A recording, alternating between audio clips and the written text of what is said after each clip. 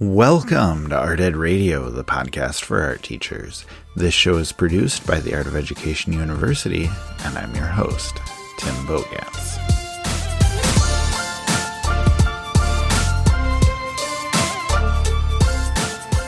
On today's episode, we have a returning guest, Clara Liu. She is a former professor at the Rhode Island School of Design, otherwise known as RISD or RISD, and more importantly, she is the founder and director of ArtProf, an online learning site for art students everywhere. ArtProf is an incredible site that has so many resources for artists, from critiques to tutorials to supply reviews and live streams and everything you could want, really, if you are learning to become an artist or trying to learn something new as an artist. But I wanted to have Clara on the show for a lot of different reasons, but one of the biggest ones is the way in which she addressed her departure from RISD.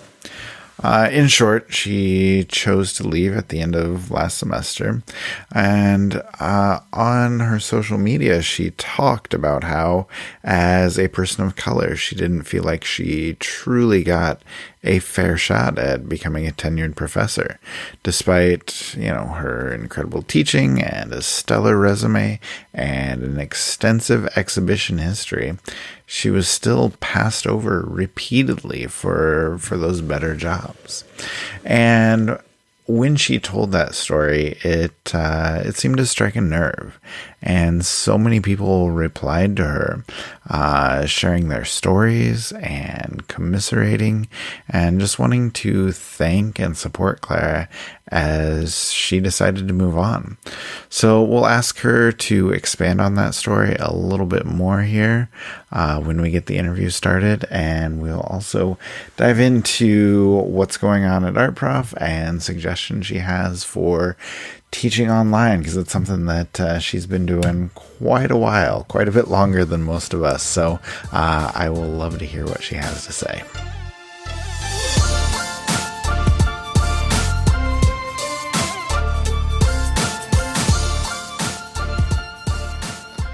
All right, Clara Liu is joining me now. Clara, how are you? I'm doing very well, thanks. How are you? I am doing well. I'm excited to have you back on the show. I'm excited to talk to you again. A lot has happened since we last spoke.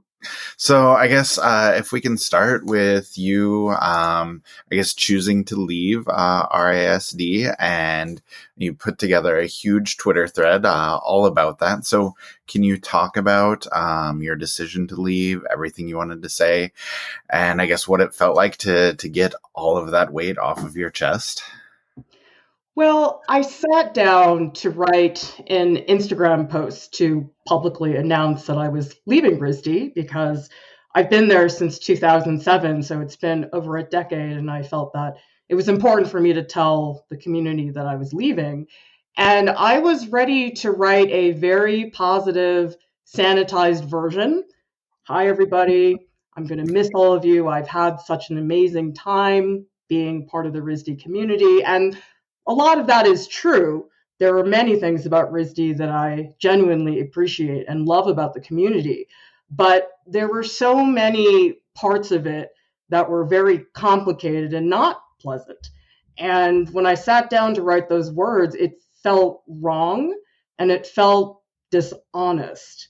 And I'm not usually the type of person in a school situation to rock the boat.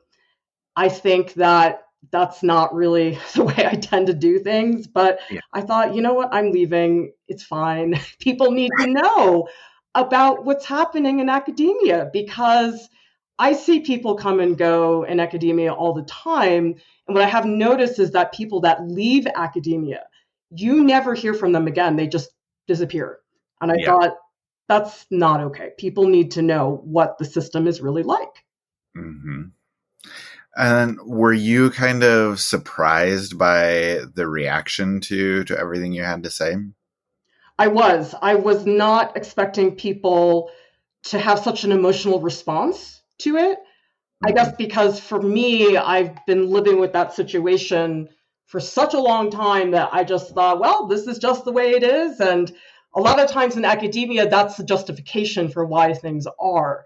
People will tell you, well, that happened to me as well, as if it's normal. And people were shocked. I mean, my students that I had 10 years ago, I got just so many messages, people furious to hear about the way academia is set up. I really think the students just have no idea what's going on behind the scenes. Yeah, absolutely. And I think, even from my perspective, just as a high school teacher, you send kids off to art school and we don't know what happens there too. So I think you really did open up a lot of eyes by sharing everything that you did.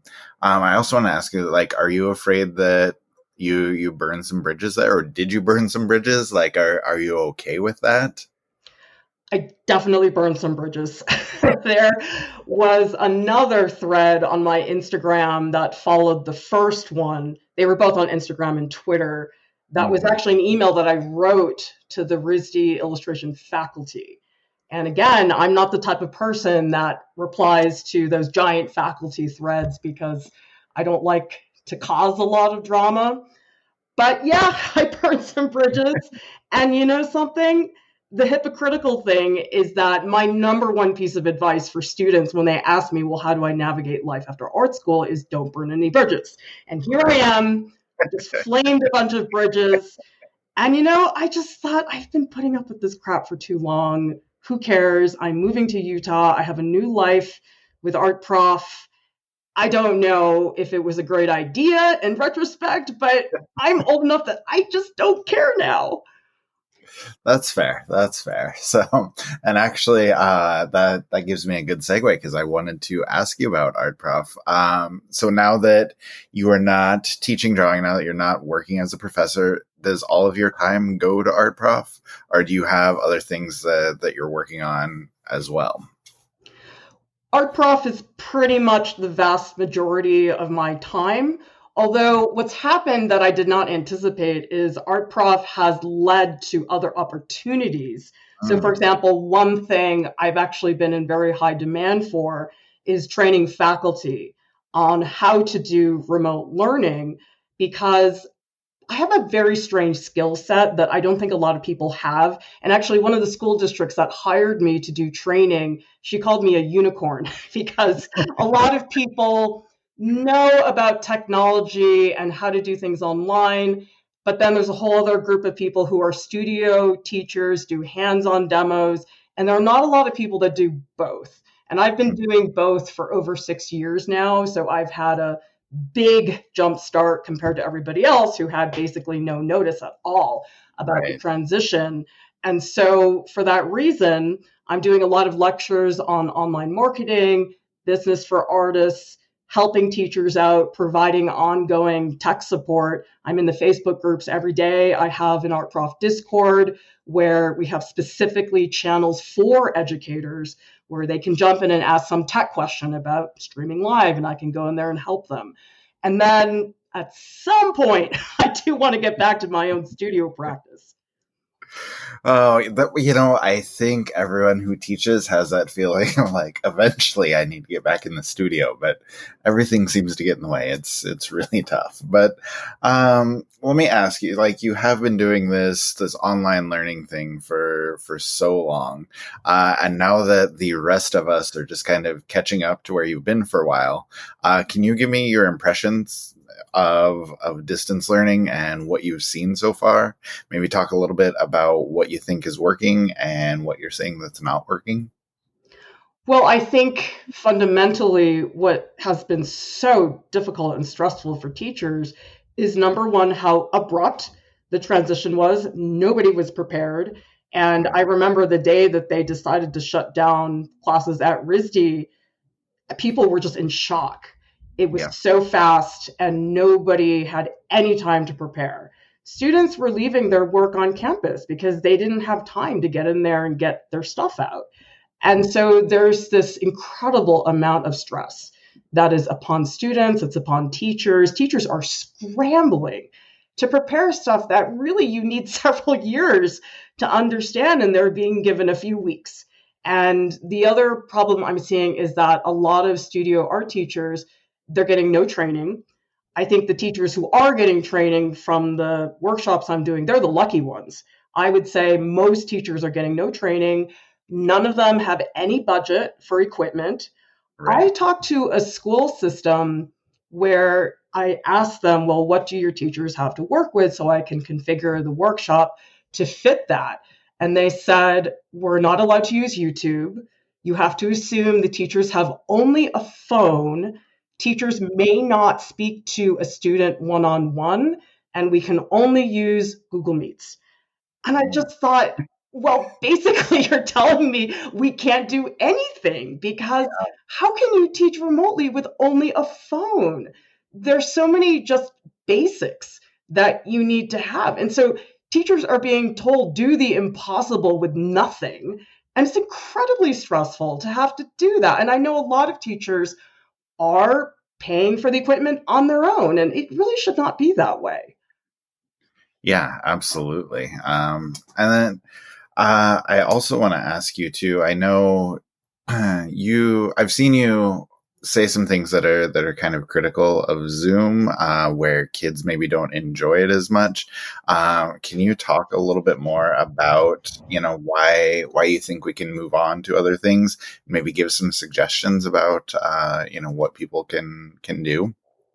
Well, I think one of the issues is that there's definitely a lack of honest communication between teachers and students in terms of what is working and what is not working in terms of the technology.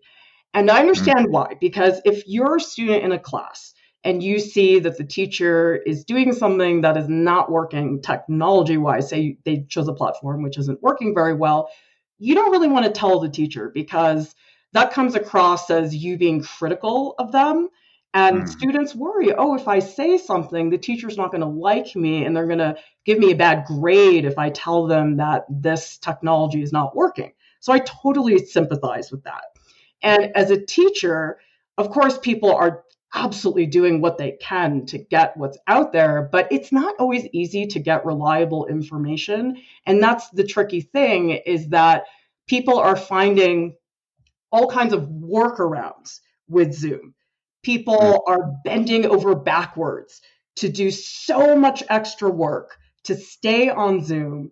The way I would describe it, it's like if I said to you, okay, we have this nail, we need to nail it into this piece of wood. And people are saying, oh, well, I have a rock. I'm just going to hit the nail with a rock and it'll get in there eventually. And I'm saying, why are you using the rock? There's a hammer right here. And that's what I'm seeing is that people, their initial interaction with online learning was with Zoom because Zoom was what all the schools just gave people Yeah. initially. But the thing is, what's happening now is people are saying, well, I know Zoom, I want to stay on Zoom, and I need to figure out how to do this on Zoom. And I'm saying Zoom is not made for that. Zoom is not a live streaming platform, it's a video conferencing platform. And sure, it's got its uses. But the way that I'm seeing people trying to use it, it's so much extra work, and it does not have to be that way.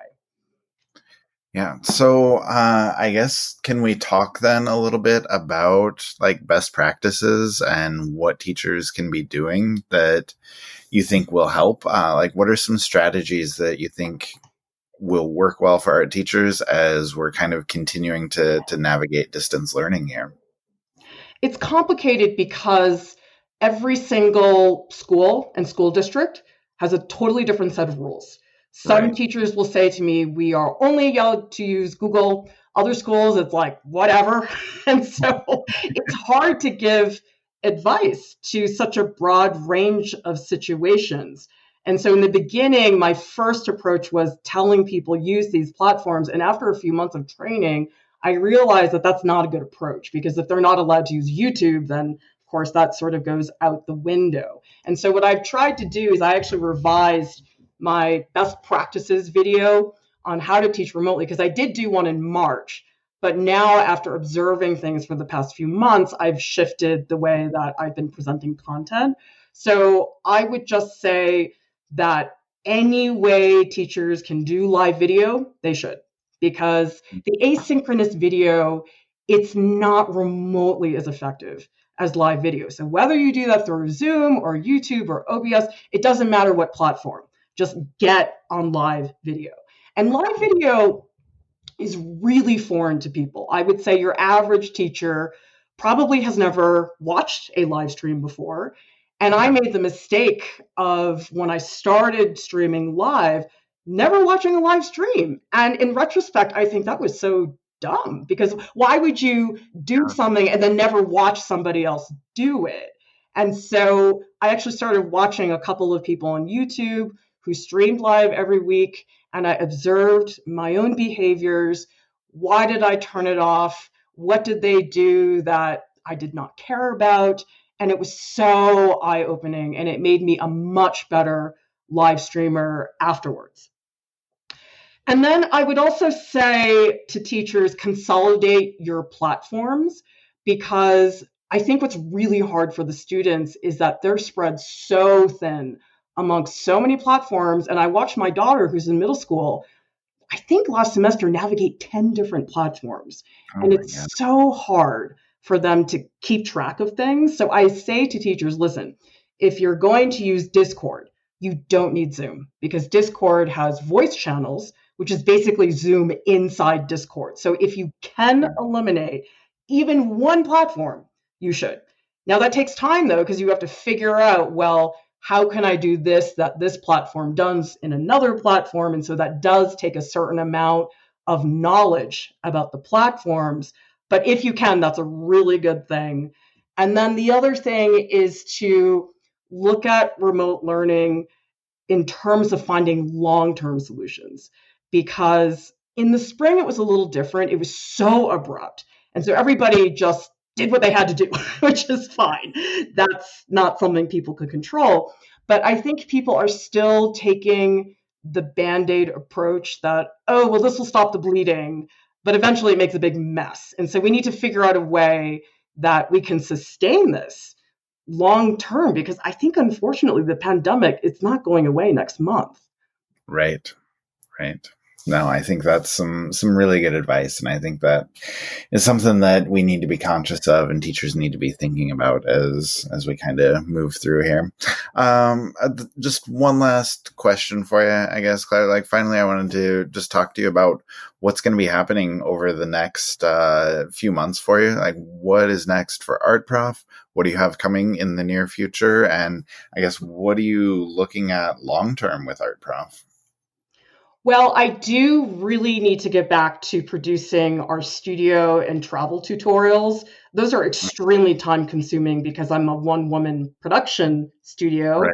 And they're edited and they take forever and ever to do. And so because we've been so busy with our daily live stream schedule, those, unfortunately, when I was teaching, really sat on the back burner for far too long. So I definitely want to spend time on that. But I think most importantly, our goal within the next year is to get financial stability, because what's strange about the place that we're in right now is that we are big enough and popular enough that there's a lot of demand for our time, but we don't have the financial backing to hire the staff that's necessary. And so I'm still making spreadsheets and schedules and filling out forms. And honestly, there's a better use of my time. I need a full-time office person to take care of the paperwork. I need to hire our teaching artists on a more substantial basis because they're critical to Art Prof, but we just don't have the resources to hire them more substantially. And so that's the key thing right now. And then, oh goodness, I've got plans beyond that as well. I mean, in an ideal world, we would have an Art Prof conference and we would have travel workshops around the world. And I do think that could happen, but we have to get the staff and the financial stability first. Yeah, for sure. And that's obviously a big challenge, but you've been succeeding so far. So, real quick before we go, like for art teachers that want to check out your site, can you just tell them, maybe a good place to start, how they can kind of get into the site and find everything that they may want to? Well, our main site is artprof.org, and we have a new section on the main menu. It's called Teaching and Learning Art Online. So if you're teaching remotely, we consolidated all of our content there. We stream live daily on YouTube, so just look up Art Prof on YouTube. And then the other place that I think is great is the Art Prof Discord, because we have not just channels for educators, but for artists in general. And that's honestly the quickest way to get a hold of me, because I have people contacting me all over the place. But what's nice about the Art Prof Discord is that when somebody asks a question, everybody sees my answer. Whereas when I get an email and I just reply to one person, it's not as helpful to the community. So I've been really encouraging people to hang out with us there. Yeah, that's really cool. All right, we will make sure we link to all of those so everybody can find everything that you were talking about. Clara, thank you so much for your time. I appreciate your insight and conversation with you. Thank you. Thank you so much for having me, Tim. All right, I appreciate a lot of Clara's advice there on doing distance learning. She has just a ton of experience.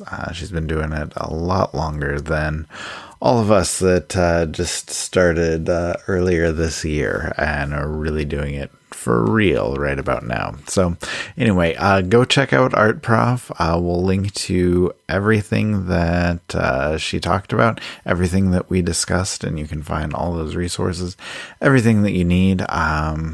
When I'm on the Art Prof site, I love watching the critiques, and that's how I first sort of found out about Art Prof. But there is just so much more there. Suggestions for teaching online, technology ideas, prompts, exercises, games, so many things that can be helpful for you. So take the time to take a look. It will definitely be worth your while. And thank you to Clara for coming on. Give her a follow on Twitter and Instagram. Check out Art Prof and see what's there that you can use for your own students. There is a lot that can help.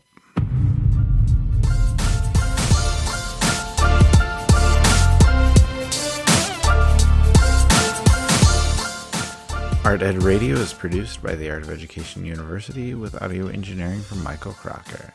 Thank you for listening, and we will talk to you next week.